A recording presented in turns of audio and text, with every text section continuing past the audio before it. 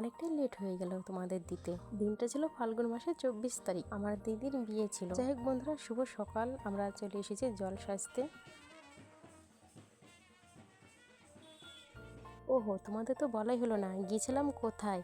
আমরা গেছিলাম নবদ্বীপ, মায়াপুর। ওখানটা আমার জেঠুর বাড়ি, তাই জেঠুর মেয়ের বিয়েতে গিয়েছিলাম আমরা। তোমাদের দাদাকে বললাম তুমি যাও, ও বললো কি আমি যাবো না, তুমিই যাও। তারপরে তো আমি মা বাবার সাথে চলে গেলাম। তারপরের দিন দিচ্ছি তোমাদের দাদাকে। তোমাদের দাদা হট করে গেল বিয়ের দিন, আমি গিয়েছিলাম থুবরুর দিন। যাই হোক বন্ধুরা, এখন আমরা যাচ্ছি মায়াপুরের দিকে রওনা দিচ্ছি, কারণ আমার এতক্ষণ একা একা একদম ভালো লাগছিল না। যেই তোমাদের দাদা আসলো অমনি আমি ভালো হয়ে গেলাম মনটা। পাশে পাশে থাকলে আমার একটা শক্তি পাই আমি, তাই ও আসাতে আমি খুবই খুশি হয়ে গেছি। ঘাটপাড়ের টিকিটটা তো আমরা কেটে নিয়েছি। এখন ওই যে নৌকো দেখছি, ওই নৌকোটা আসবে, ওই নৌকোই করে আমরা যাব। নৌকোয় চড়তে বেশ ভালোই লাগে আমার। আর আমার জেঠিমাদের বাড়ি থেকে মায়াপুর বেশি দূর না, এই 3 টাকা ভাড়া, শুধু নৌকোটা পার হবো না কেন মায়াপুর। আমি এডিট করলাম অনেকদিন পরে, আর ভয়েসও দিচ্ছি অনেকদিন পরে। যে তোমাদের দাদা দাঁড়িয়ে আছে, আর ওই দেখো মায়াপুরের সব দেখা যাচ্ছে। মায়াপুরে ঢুকবো বলে কি আনন্দ আমার মনে, জানো। নবদ্বীপ যেহেতু এসেছি, মায়াপুর যাব না তাই কখনো হয়? তাই দুজন মিলে চললাম মায়াপুরের উদ্দেশ্যে। দেখো কথা বলতে বলতে যে নৌকোতে আমরা উঠে পড়েছি। এখন নৌকোটা ছাড়বে, ওই দিকটাও ছাড়বে, এটাও ছাড়বে। আর নৌকোয় থেকে ভিউটা দেখো, দারুণ লাগছে ভিউ। হ্যাঁ বন্ধুরা, আমার ভিডিওটা আমি তো জানি অনেকটা লেট হয়ে গেলে দিতে, আরো লেট হয়ে যাবে। মায়াপুরে গিয়ে কোথাও কোথায় গেলাম তোমাদের কম বেশিতে শেয়ার করবোই, আমার সঙ্গে থাকতে হবে। এই দেখো তোমাদের সাথে কথা বলতে বলতে নৌকো ছেড়ে দিয়েছে, এখন আমরা মায়াপুরে যাচ্ছি। সঙ্গে থেকো বন্ধুরা।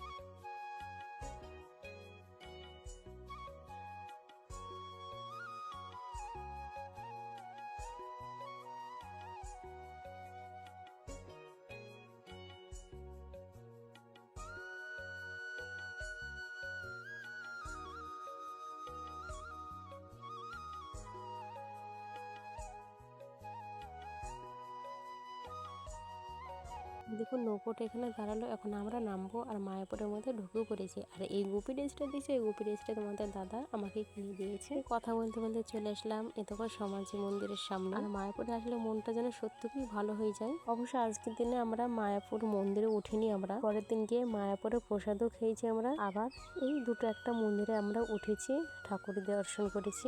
এর মধ্যে আমরা গল্প করতে করতে চলে আসলাম আমি তোমাদের দাদা এই পার্কে। দেখো পার্কটা কত সুন্দর, তোমরা যারা যারা গেছো তারা তো বলতেই পারো কেমন জায়গাটা। তো সামনের বার যদি আসি, ঠাকুর যদি চাই, সমস্ত মন্দির দর্শন করে আসবো। আমরা মায়াপুরে যাই ঠিক, কিন্তু সামনে 2-3টে মন্দিরই আমরা দর্শন করতে পারি, তাছাড়া তো খুব একটা চিনি না। আর সামনে দেখো কত সুন্দর ফুল গাছ, আমার তো ফুলের প্রতি বেশি প্রেম। ঠিক এই টাইপের ফুলগুলা কিছুটা আমার বাড়িতেও লাগানো আছে, তোমাদের হয়তো শেয়ার করেছি। আর এই দেখো স্কনের মঠ। তো আস্তে আস্তে সন্ধ্যা হয়ে যাচ্ছিল বলে আরো মন্দির আমরা ঢুকতে পারিনি, সে তো বললামই। আর এই দেখো রাধা কৃষ্ণ থেকে দর্শন করলাম।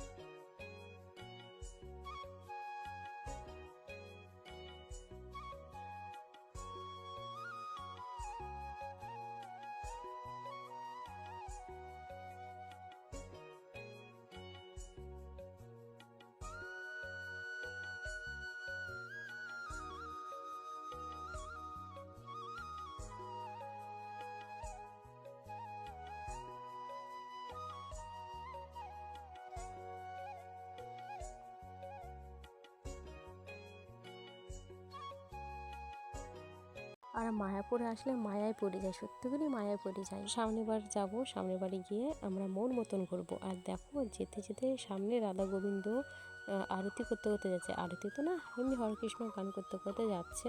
ঠিক আমরা এখন ঘাটের ও পিঠে যাব, তাই টিকিট কাটা হলো। আর এই দেখো গোপী ড্রেস নিয়েছি, তাই তোমাদের দেখালাম। আর গোপী ড্রেসটা যেহেতু মায়াপুরে ঢোকার সাথে সাথে নেওয়া হয়েছে, সেই কারণে সেই দোকানে গোপী ড্রেসটা থুয়ে দিয়েছিলাম। তারপরে মায়াপুরে একটু বেড়ালাম। তারপরে বাড়ি চলে আসার পরে একটু সাজাগুজি করতে করতে দেখছি জামাইবাবু চলে এসেছে, নতুন জামাইবাবু। তাই আমার বর কোলে করে নামালো, আর এখন 2 ভাইরাতে পিড়িটা ধরেছে।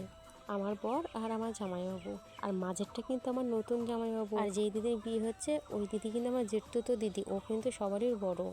আর এখন 3 পাক ঘোরাতে হয়, তাই 3 পাক ঘুরিয়ে আর ঘোরার পরে তারপরে শিবলিষ্টি ওদের শুরু হবে।